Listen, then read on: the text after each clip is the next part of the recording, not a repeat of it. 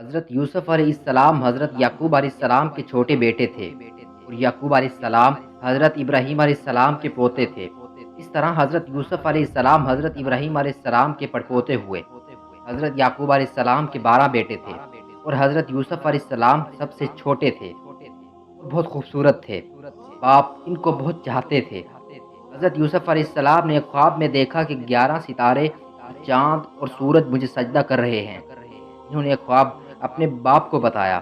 باپ نے حضرت یوسف علیہ السلام کو منع کر دیا کہ یہ خواب اپنے سوتیلے بھائیوں کو نہ بتائیں۔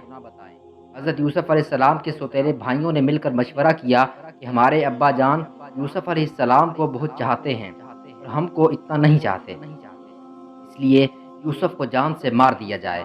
لیکن ان میں سے ایک نے کہا کہ جان سے مت مارو بلکہ یوسف کو ایسے کنویں میں پھینک دو جس میں پانی نہ ہو۔